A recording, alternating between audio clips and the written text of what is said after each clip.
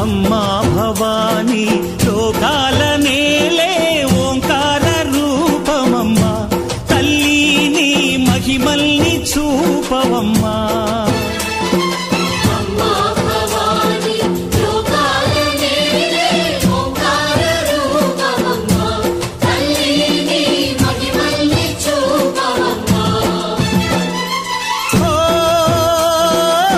సృష్టికే దీపమా, శక్తికే మూలమా, సింహరథమే నీదమ్మా.